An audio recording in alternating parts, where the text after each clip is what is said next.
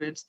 Then quantum dots, laser and LEDs have been developed, and quantum dot have found their way into the photovoltaics technology as well, uh, at least the research of it. And for the relevance relevant to this workshop, um, quantum dot are widely used as a uh, uh, very efficient fluorophore for fluorescence bioimaging. So that's depending on the application, the dot properties have to be modified accordingly, because each of these different applications demand different properties from semiconductor quantum dots. So just a bit of basics about the nature of or the electronic nature of the quantum dot. And the most important thing which distinguishes it from other nanostructures, or so-called like or other semiconductor structures, is the quantum confinement, or the three-dimensional quantum confinement in these structures. So this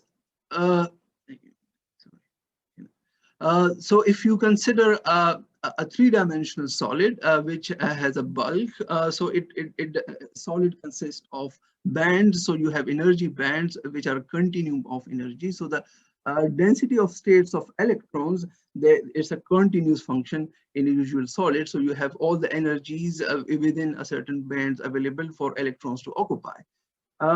But as the dimensions of solid get decreased, the continuous function, the density of state function of electrons become discontinuous. It evolves into steps, and then finally, in a three-dimensional quantum dot-like structure, you go to something which you see normally in an atom, and that is an electronic state, which are delta-like, or a very sharply well-defined in terms of energy. So, or very well-defined discrete energy levels. So the valence band and the conduction band in a quantum dot structure, whether it is a colloidal dot or whether it is an epitaxial dot, is mainly defined by these discrete energy levels within the conduction and valence band.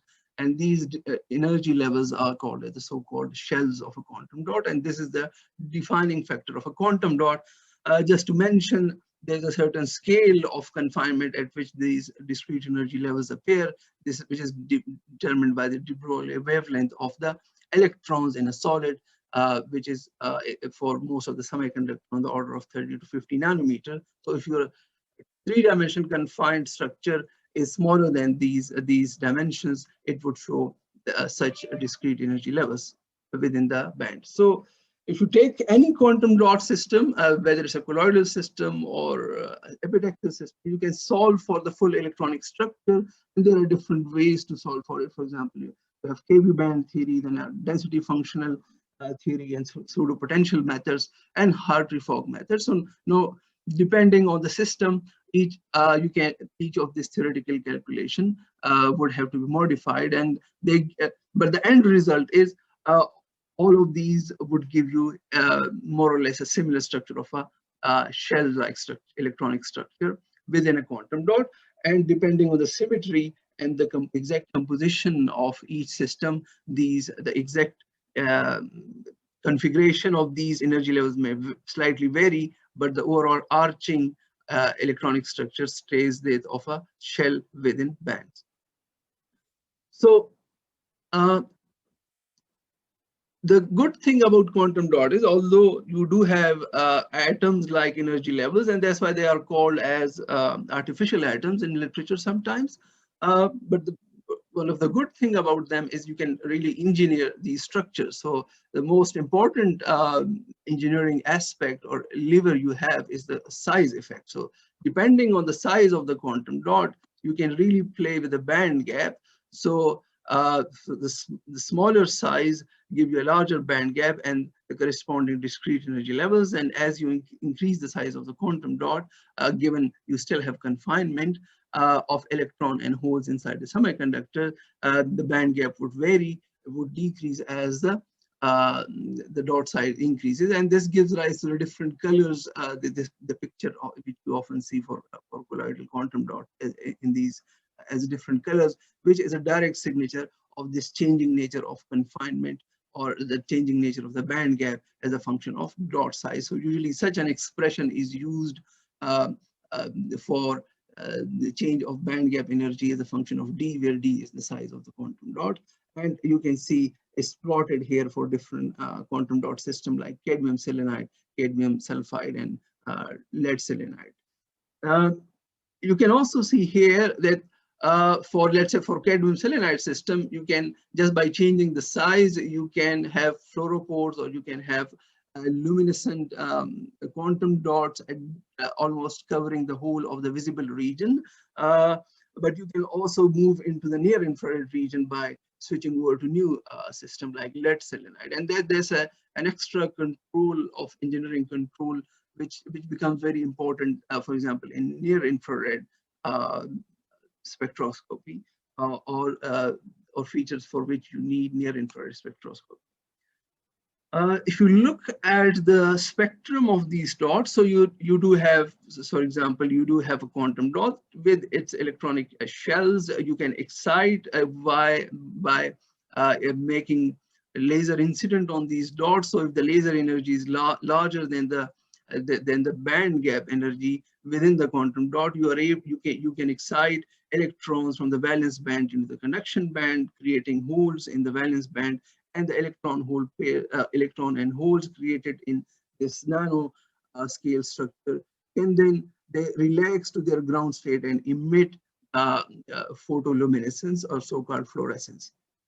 So you can imagine that the incident energy laser, you can increase the energy of this laser, and if the laser energy should be at least equal to the band gap energy, larger than that, to be absorbed. And as you increase the energy of the incident laser, the absorption should show different peaks, as you can see here in this absorption spectrum. So as you have a certain threshold energy, and if you have laser higher than this threshold energy, the light is able to absorb into the quantum dot.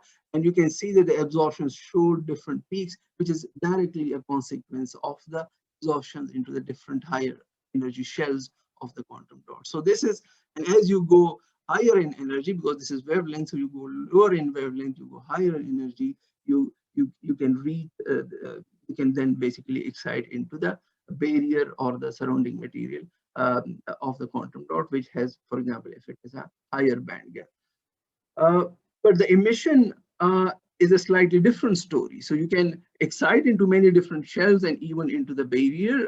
But once you excite those electron-hole pair, they tends to relax back to their ground state by very fast relaxation processes, and the emission predominantly occurs from the ground state. So that's why you see absorption shell features in the absorption spectrum, but no shell feature in the emission spectrum, which is the photoluminescence spectrum for these different sizes of quantum dots, because the emission is predominantly from the ground state. And there's the emission which we make use for in the bioimaging techniques. So another engineering aspect which you can play with is the boundary of the quantum dot, how hard your confinement or how abrupt your confinement. You can have very abrupt band edges at the quantum dot surfaces, or you can have soft images, a soft transition of confinement, so that the band gap slowly evolves into a larger band gap as you go from the inside of the quantum dot to the outside of the quantum dot. And it all depends on how you grow the dots and what's the composition variation along the dot is. Another very important engineering lever you have of quantum dot structure is that of the band alignment. So you can make dots depending on what you choose as your dot material, as your shell material, or your core material and your shell material. You can really engineer different kind of dots. So you can have dots of type 1 and you have dots of type 2.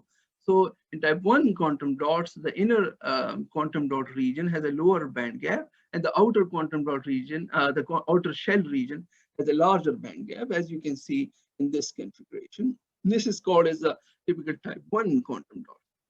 So if you excite an electron hole pair in this, that electron hole pair would solely which is called, this electron hole pair is called as the exciton, and that electron hole pair would solely be in this the quantum dot region, which is the inner region of this whole nanostructure. But if you are in the type 2 kind of structure, in which the outer material and the inner material has more or less similar band gap, but a different Fermi energy, so they are shifted with respect to each other in terms of the energy, although the band and the energy gap are more or less similar as opposed to the type 1 quantum dot. So in this case, you can have, what you can have two configuration possible, either type 2 of this type or type 2 of this type. So in one type, what you have is the electrons are inside the dot and holes, the electrons are outside in the shell, and the holes are confined inside the dot, or you have the reverse of it as well. Then you have kind of in between band alignment, which you can get by varying your composition between these two extremes, and you can get some intermediate band structure alignment, which is called as a quasi type 2 alignment, in which your electron and holes are more delocalized. They are not confined into one dot region or the barrier region, but they can be more delocalized over the whole quantum dot. So it can occur both for electrons and for holes, and this is called as a quasi-type quantum dots. So this is the kind of engineering and design control you can have over the energy level, and of course over the emission of quantum dot structures. Now, let's look at the fluorescence from dots. So if you look at, so you might have seen spectrum of quantum dot, where, let's say something like a broad feature like this, which is the photoluminescence intensity of a spectrum of quantum dot. If you compare this with, let's say, emission from a direct band semiconductor, which is bulk, for example, in the case of cadmium sulfide, it is broad, but quantum dot is as broad as or more or less as a bulk material. So you might think, what about this band structure, or what about this discretization of energies, because what we expect from a quantum dot are very sharp energy levels, but we don't see that usually at room temperature, because such kind of spectrum are usually taken from an ensemble of dots. So you have many dots from which you are collecting spectrum from or emission from, and a collection of all those emission gives rise to such a line share. So what you see mostly like the spectrum, if you see a spectrum like this, is most probably an ensemble emission. What if you want to see the emission from a single quantum dot? Because later on I would discuss single dot emission becomes important for single biomolecular imaging, for example. So how would we achieve that kind of thing? So for that, unfortunately, you have to go to lower temperature. So the emission of a single quantum dot, and for that matter, an ensemble of quantum dot, depends very critically on temperature. So if you go at very low temperature, which are cryogenic helium temperatures, you can get very sharp emission, spectrally sharp emission from the quantum, from a single quantum dot. But as you increase the temperature, the intensity of that emission decreases. Also, the energy changes with increasing temperature, and also you can see that the intensity decreases with increasing temperature. So at room temperature, you almost see like a flat line, so just slightly raised up from the background. So you do have the quantum dot energy, which depends on the temperature, using an expression like this. Similarly, the intensity of the emission also is temperature dependence, and has a dependence like this. And more also importantly, the line width of the emission, which is the full width half maximum of the peak, it also depends critically on temperature. So all these things, if you look at the emission from a single quantum dot, you would basically see almost a flat spectrum. That's why we don't usually look at that, but rather look at the luminescence from an ensemble of quantum dots at room temperature. And this is, by the way, these features are true both for epitaxial quantum dot and colloidal quantum dot. So these features are these features tells you that, okay, you do have quantized energy levels in quantum dot if you decrease the size below a certain threshold, but you are still within a solid, And a quantum dot is not exactly like an atom. So you do have solid state effect like broadening, which usually comes, a broadening of emission, which usually come from uh, uh, carrier scattering or from phonons in nanostructures. So let me briefly mention a few slides, some of my work on epitaxial quantum dots, which I have been mainly doing for realization of quantum technology applications in mind.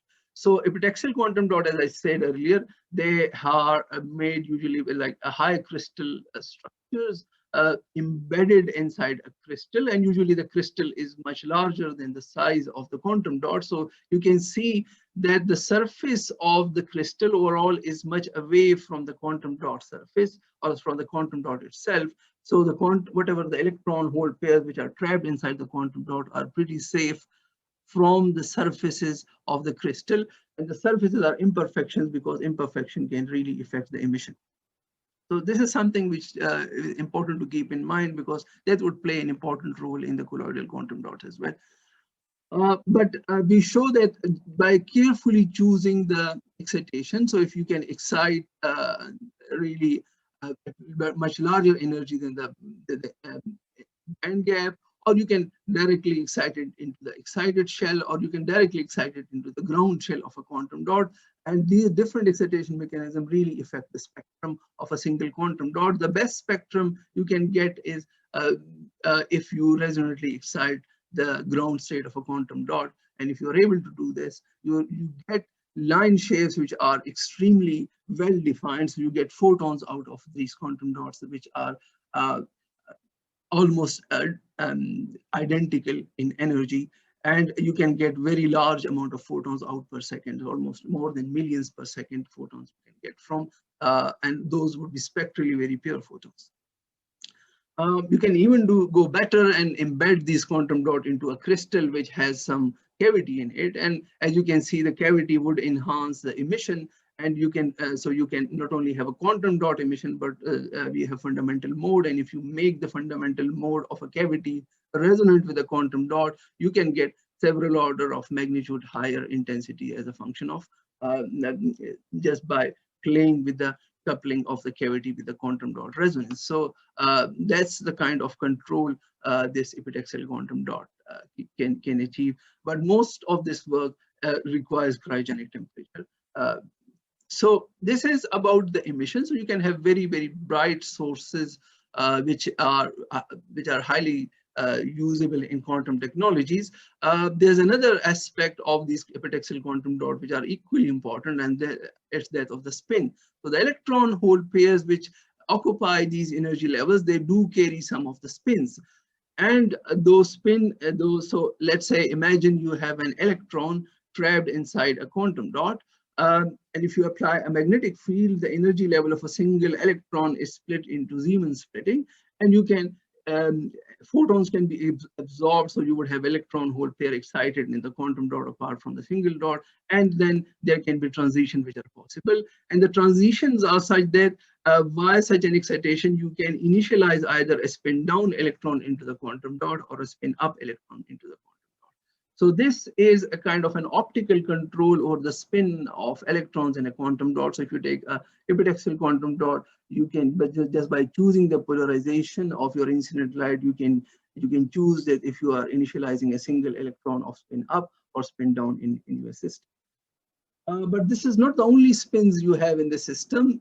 You also have a single dot is not made of one atom, it's made of tens and thousands of atoms, and each atom have nuclei. So you have nuclear spins as well, and you would have tens and thousands of nuclear spins as well as tiny magnets with these electron spins which you have initialized. So, but there is certain phenomenon of spin transfer from electron to these nuclei. So what you can do is, if you repeatedly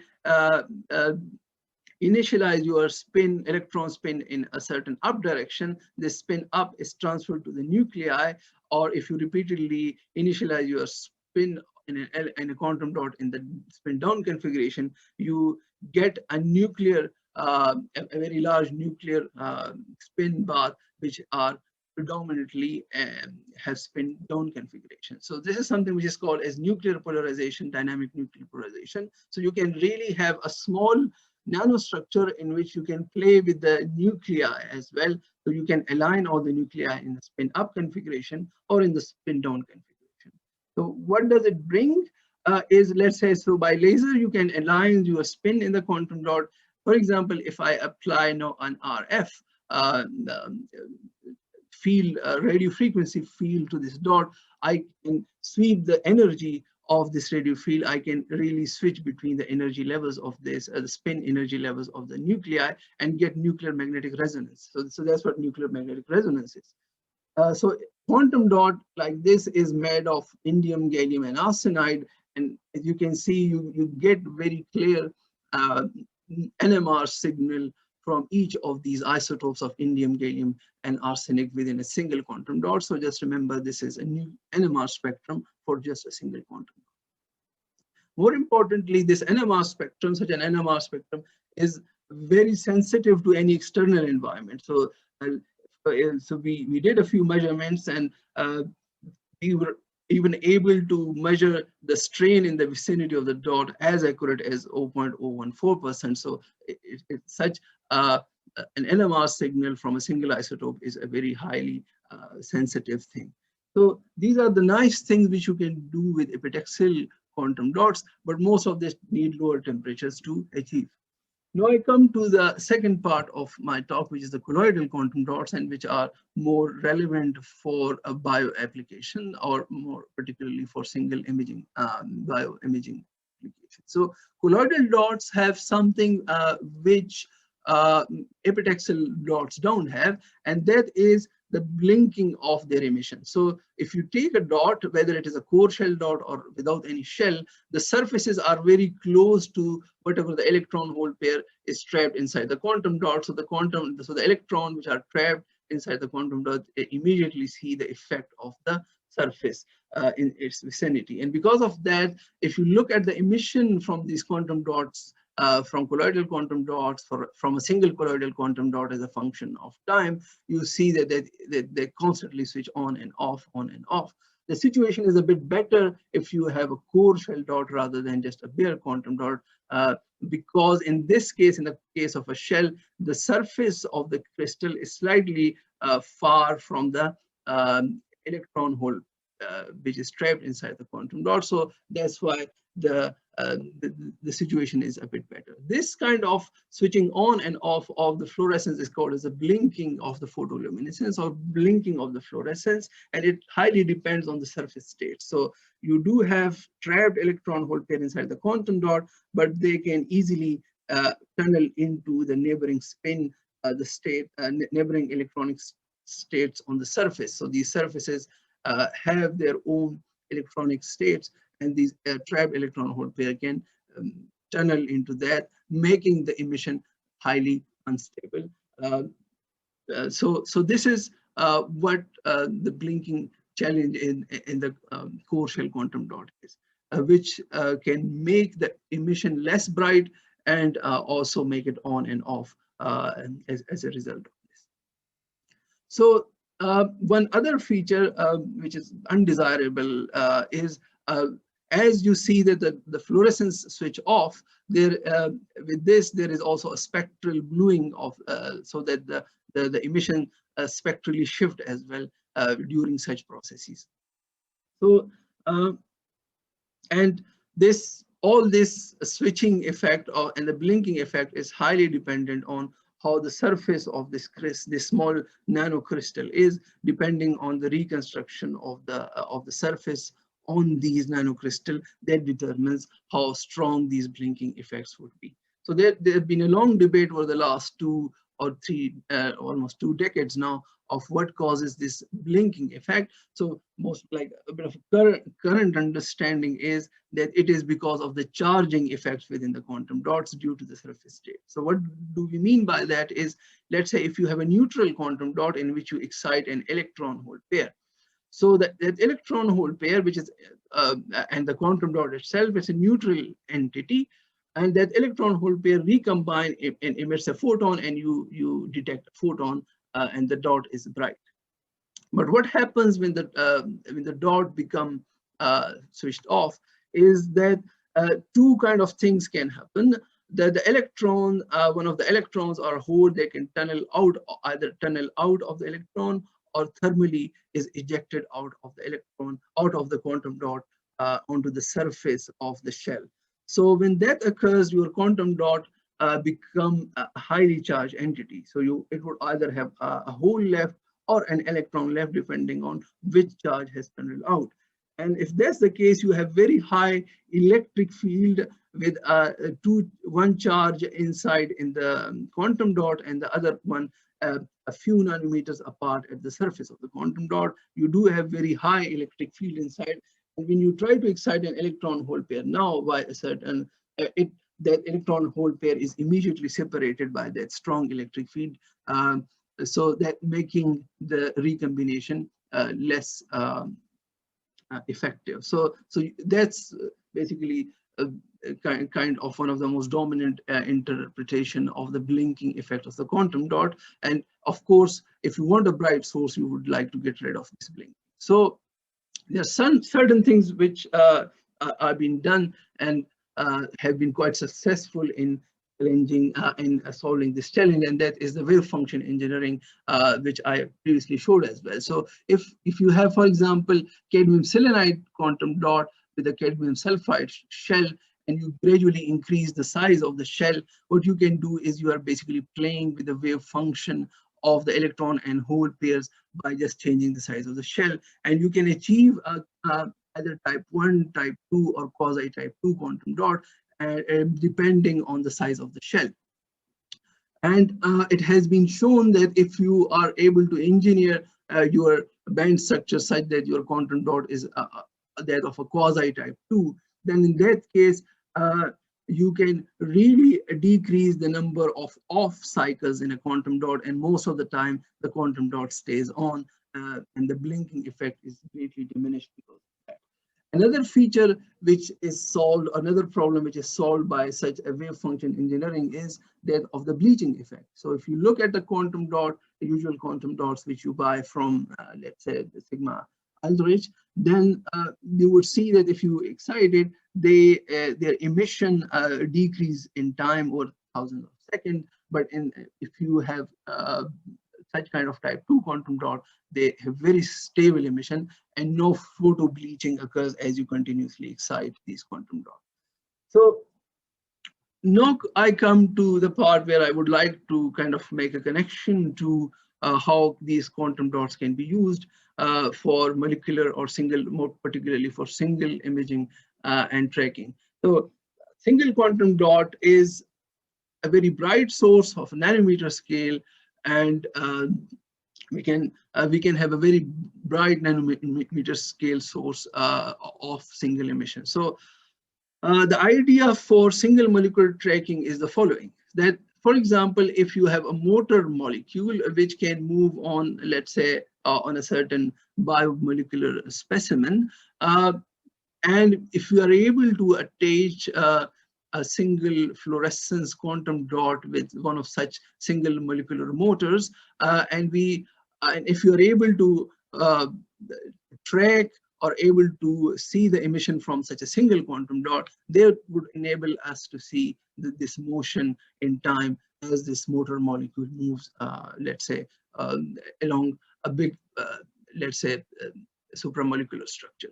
So that's the kind of idea for single molecular imaging using quantum dots. And the main reason is because quantum dot is such a nice source. So just to compare quantum dots with other fluoropores which are used for single molecular imaging, and one of the most highly used one are the organic dyes apart from the quantum dots. So let's compare a few of the features of quantum dot with these organic dyes.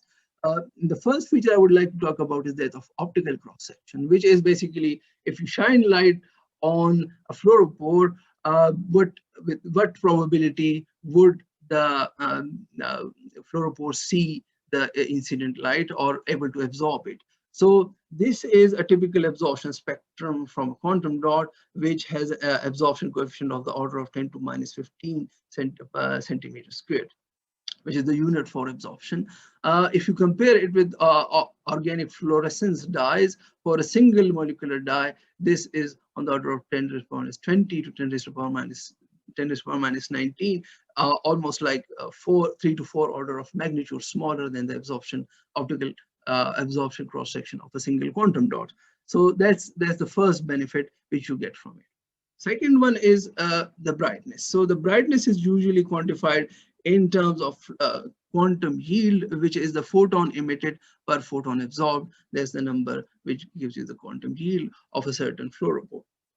So for the quantum dots, you have different quantum dot systems.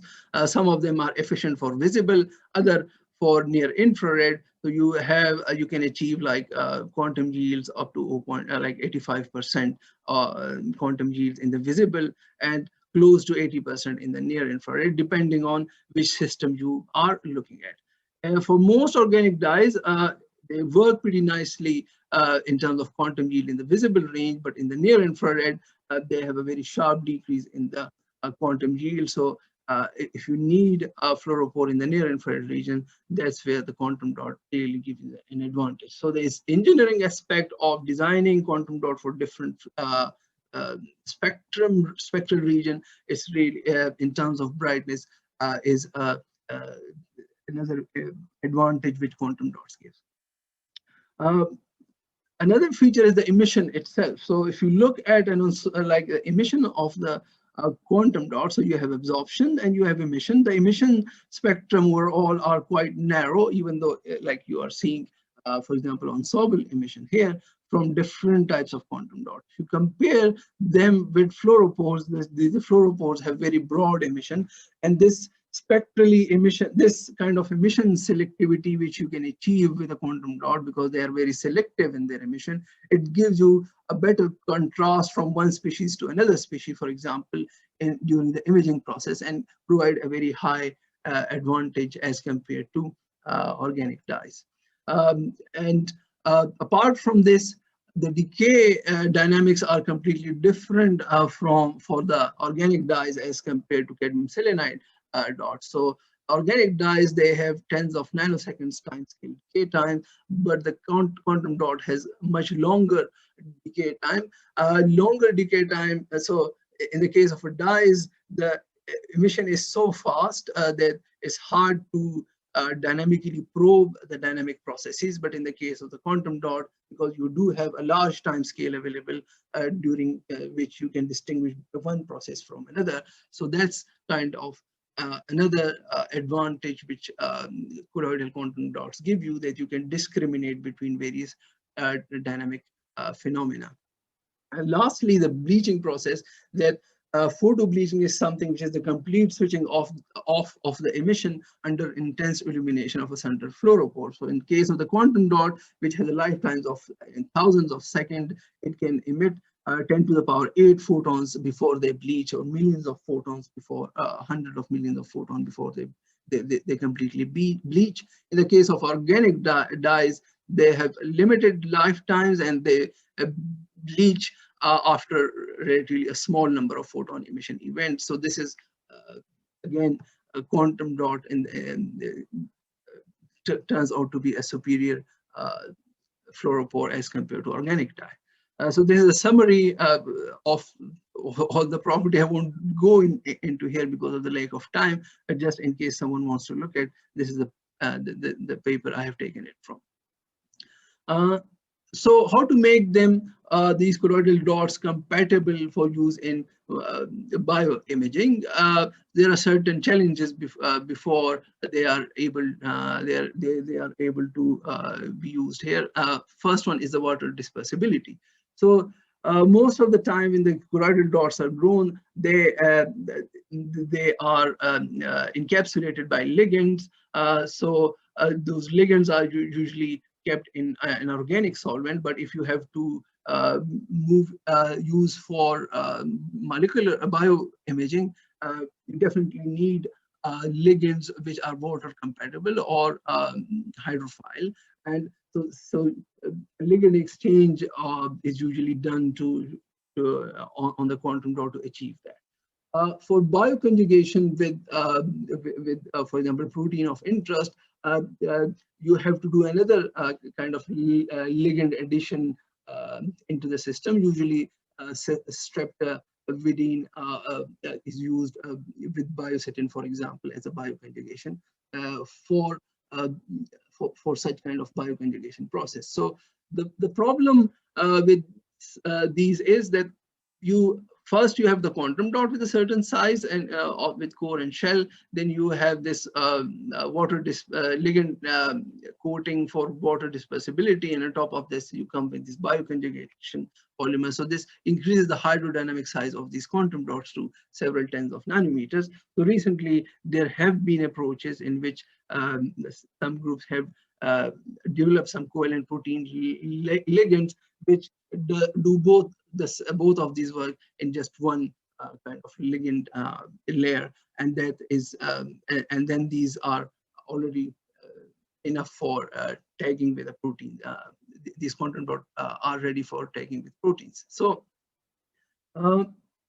why so how to achieve single molecular imaging with, let's say, if you are able to isolate a single quantum dot, how to image that. So the imaging is limited classically by Abbe's limit, which is given by the numerical aperture. So it's basically whatever imaging device you use, it would have a point spread function. And let's say you have an object which is a point emission source. So the image you would see is kind of a convolution of these two things. So if you want to see a single fluorescence, a single molecular imaging, you have to look at this point spread function. So the point spread function, it kind of limits your resolution which you can get. But if you look at the intensity profile on this point spread function, it has a peak, and the peak can be very highly localized in terms of its position. So if a quantum dot moves, you can really trace this quantum dot position. And because quantum dot is a nanometer space vector,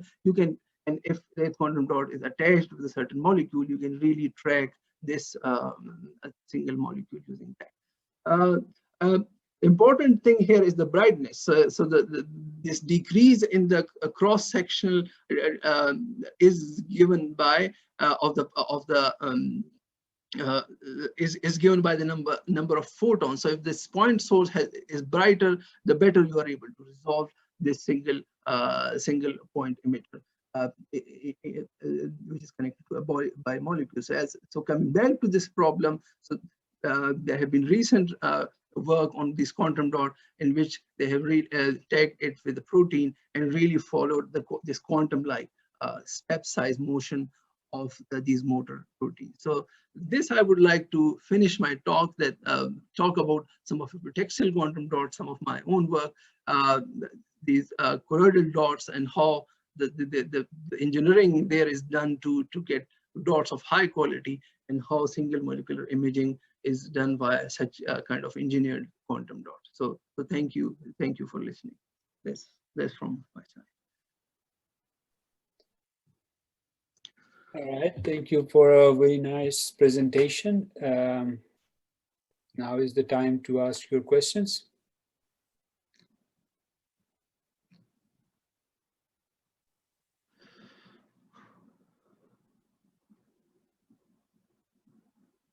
So I guess I can start. I thought the example that you showed from molecular motor, the kinesin, are you trying to do? I see that you cited a paper which I believe is from someone else, the 2017 paper. Yes. Are you trying to do that? To implement that approach in your lab as well, or this was just an example? Yeah, this was an example. What we have achieved until now is we have cadmium sulfide, cadmium selenide quantum dots we have grown in our lab, which has very good fluorescence. So we know that we do have very low blinking. We are currently trying to do this conjugation process. So we kind of want to replicate the work which is shown here. So we initially tried to do some hydrophilic ligand exchange with these dots, kind of got stuck with that, but that's what we are aiming at, to reach this level first, where we are able to do bioconjugation apart from this ligand exchange for water. So probably this is an approach which I see is a very promising approach, in which you limit your hydrodynamic size of the quantum dot, and at the same time you get the bioconjugation with very high efficiency as well. So this is something which I'm trying, I'm kind of aiming at currently. Yes. So again, you basically, the system that you are trying to take is going to be molecular motors. I'm not sure that I haven't thought that far about it, but why not? I mean, if I would be willing to go in that direction. So Okay. of course, I'm not an expert in that direction, so I would definitely need someone Yeah. help in that case. Yeah. Okay, good to know. Any other questions? Especially from students, you guys have been really quiet. So if there are any questions, please do ask.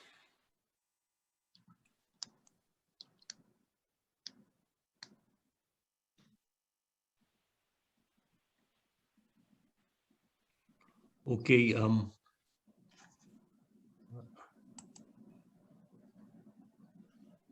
Yeah, go ahead, Shazan. Yeah, I didn't have a question, Ghanima. It's more a comment. So we are actually using quantum dots, and so I do work on molecular motors, but what we're using it for is to analyze actin networks, where we use quantum dots as decreased, defined spots, because they're very bright, as Atta said. And then instead of trying to segment out the actin filaments and constructing the network from that, it's much easier to get a distribution of bright points, and then you can analyze it with, again, mathematical algorithms for network analysis, centrality plots, clustering, community analysis, and so on. So Atta, what we and not me, but my colleagues at the lab, that they can now make quantum dots that are smaller than 10 nanometers. And I'll send you a paper where there's a nice trick where you coat this a small quantum dot with this protein, which binds very specifically to a 13 residue peptide, and so the protein is called a spike tracker, and then this peptide is a spike tag. And as any of the biologists will tell you, yeah, you can take the sequence for a 13 residue peptide, and you can fuse it into pretty much any gene of interest. I mean, that's trivial molecular biology. And that way, then you get very specific, strong binding. So it's a little bit better. The SnapTag technology you talked about is pretty good, but we have now, a couple of tricks which are a little bit better. So we can talk about that. Yeah, I sure. don't know. So some of the biologists who are doing microscopy should, as Ghanim, I mean, somebody should, I mean, I don't care whether it's students or faculty, but somebody who's doing microscopy should speak up and as to what their thoughts are on what Atta has said, because quantum dot is an important tool for imaging and imaging microscopy. Yeah, so I mean, I do have an interest in, well, just so I guess several kind of interest when it comes to microscopy are bioimaging and sensing. One is basically from tools development perspective, just to develop numerical tools or software for analyzing and processing those kind of imaging data. But from a biology perspective, specifically to molecular motors, it's kind of coming in our way now. That in different neurodegenerative diseases, the crowding of motors and kind of the different signals, including calcium and reactive oxygen species, and how they lead to the interruption of molecular motors. So it's kind of, that is more like a modeling interest, from Okay. the Yeah. regeneration perspective. So it is a very interesting problem, and Mm. the optical beads method that people traditionally have been using to track motors, that's not just that's not a native environment, a cellular environment. Yes. So a lot of things change when you use that method. So it would be nice to have kind of relatively not so invasive environment for studying molecular motors. Yeah.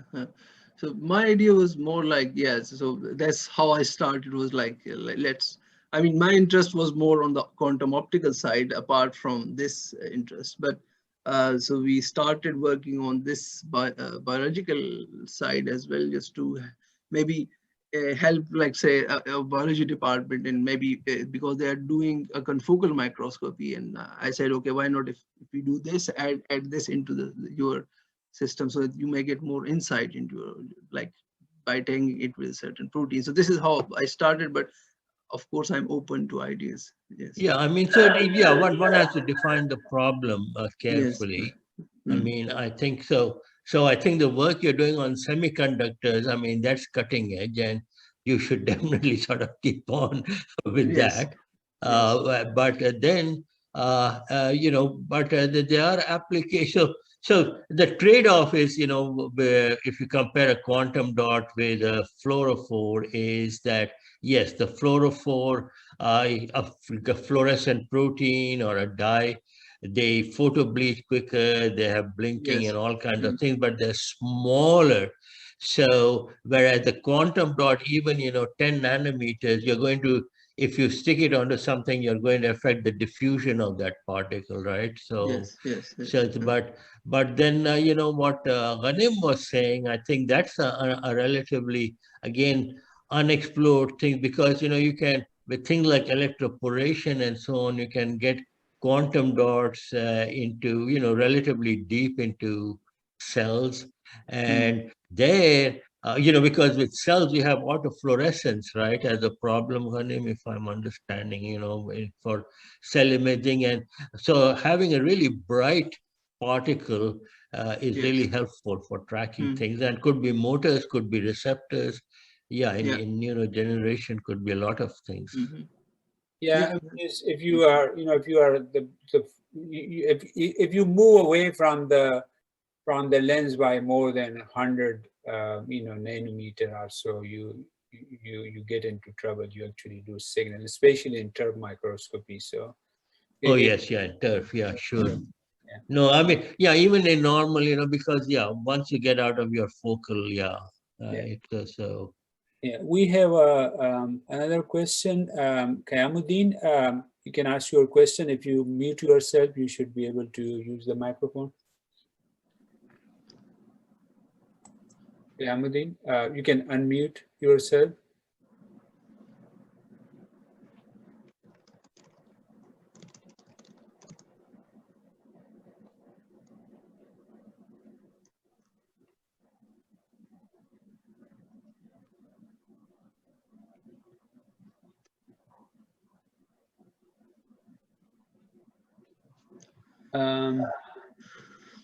Okay, I guess you are still muted, Kayamuddin. So if you unmute, we will be able to hear you.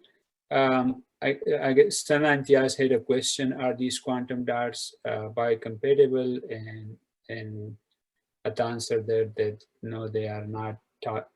Well, I guess yeah. So Yeah. the answer is Yeah. yes, Yeah. they are biocompatible. They are not toxic. Mm.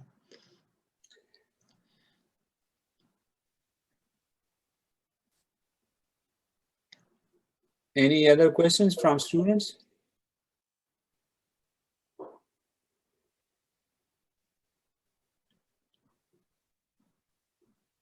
Yeah.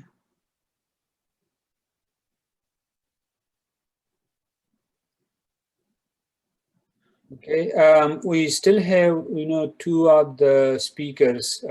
So if you guys have any general questions, feel free to ask them.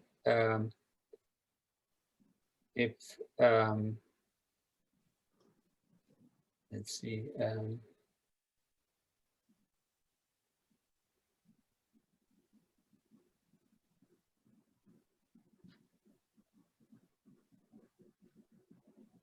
Okay, so Sana Imtiaz wants to know any toxicity or interaction concerns with biomolecules. I thought you want to take the question? I mean, maybe Shahid would be a better person to ask. I, as far as I know, they are not toxic. So, yeah. What is the question again, Rane? So the question is, are these quantum dot toxic, or do they interact with biomolecules? So I guess what she wants to know is, do they interact with biomolecules other than what they are meant to interact with?